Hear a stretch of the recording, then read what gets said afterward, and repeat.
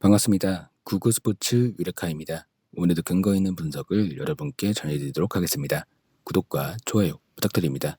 이번 영상에서는 월드컵 예선 두 경기를 준비했습니다. 저희 경기 분석에 앞서서 국내 최대의 정보 모방을 무료로 초대해드리고 있습니다. 영상 아래 고정 댓글 클릭 후 메시지 주시면 무료로 초대해드리고 있으니까요. 많은 참여 바랍니다. 첫 번째 경기는 중국 대 오만의 월드컵 예선 일정입니다. 12일 오전 0시 중립경기장인 사리자 풋볼 스타디움에서 펼쳐지는 경기인데요. 먼저 홈팀 중국에 대해 분석해드릴게요. 중국 축구는 여전히 표류 중입니다.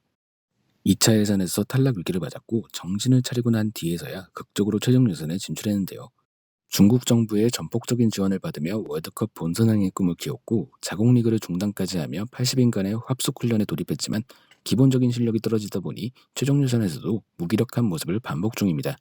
현재 4경기에서 1승 3패를 기록하며 5위를 기록 중인데요. 2위 호주와 격차가 벌써 6점으로 벌어졌기 때문에 이번 11월 A매치 2연전에서 전승을 거두지 않는 한 본선항의 꿈은 사라질 가능성이 높습니다. 중국은 이번 소집에도 에이스 우레이를 비롯해 아이커선, 알란, 로고프, 브라우닝 등 귀화 선수들을 총 출동시켰는데요.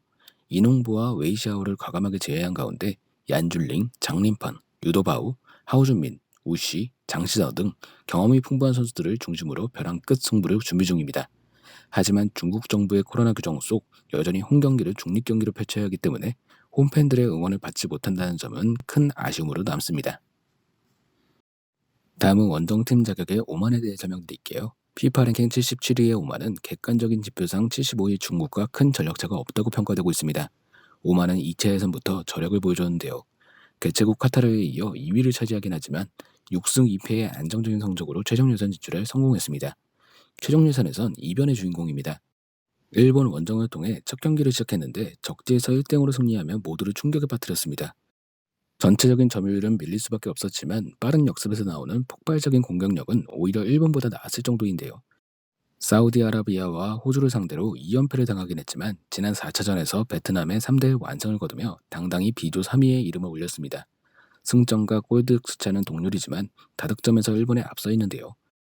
현재 순위만 유지한다면 역사적 첫 월드컵 본선행의 꿈을 한 발짝 다가설 수도 있습니다.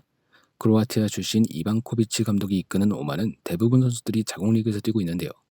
미드필더 알 야흐마디가 카타르 리그, 골키퍼 알 루샤이디가 이란 리그에서 활약할 뿐입니다. 선수단에 큰 변화가 없기 때문에 팀 색깔도 그대로 유지될 것으로 보이는데요. 오만의 강력하고 빠른 역습이 중국을 상대로 통할지 지켜볼 부분입니다. 중국과 오만은 피파 랭킹 75위와 77위에 나란히 놓였을 정도로 비등비등한 전력으로 평가됩니다. 다만 두 팀이 맞대결을 펼친 것은 2015년이 마지막인데요. 당시 중국이 홈에서 4대1로 승리했는데 이전 오만의 홈에서 치러진 두 차례 친선 경기에선 모두 오만이 승리했습니다. 오만이 중동 축구 특성상 홈 이점을 많이 받는다고 볼 수 있는데요. 이번 경기는 오만에 익숙한 카타르에서 펼쳐진다는 점도 변수로 작용할 것으로 보입니다. 현재 오만이 약 정배를 받았지만 승무패 모든 가능성이 열려있다고 생각되는데요. 오히려 언어바로 접근하는 것을 추천드리며 수비가 약한 양팀의 특성상 난타전이 펼쳐질 가능성이 크다고 생각됩니다. 두 번째 경기는 이라크 대 시리아의 월드컵 예선 일정입니다. 12일 오전 2시 중립경기장인 카타르 도하 알 가파라 스타디움에서 펼쳐지는 경기인데요. 먼저 홈팀 이라크에 대해 분석해드릴게요. 피파 랭킹 72위의 이라크지만 결코 무시할 수 없는 팀입니다. 2차 예선에서도 이란을 위기로 몰았을 만큼 도깨비 팀으로 떠올랐는데요. 이라크의 가장 큰 강점은 감독인데 최종 예선을 앞두고 아드보카트 감독을 선임했고 전지훈련을 통해 새롭게 팀을 다잡는 모습을 보였습니다. 이라크는 1차전이었던 한국 원정에서 0대0 무승부를 거두며 기분 좋은 출발을 알렸는데요. 하지만 2차전에서 이란에 0대3 대패를 당했고 레바논, 아랍에미리트와 차례로 비기면서 아직까지 첫 승을 신고하지 못하고 있습니다. 혼돈의 A조에서 최소 3위를 차지해야만 월드컵 본선행의 꿈에 다가설 수 있는 만큼 이번 시리아전에 반드시 승리를 따낸다는 각오로 준비 중인데요. 이번 11월 A매치에서도 베테랑 압둘 자하라를 비롯해 후세인, 아트완, 레산, 바예시, 이브라힘, 아드난, 파에즈, 나드임 등 경험이 풍부한 선수들을 불러 모았습니다.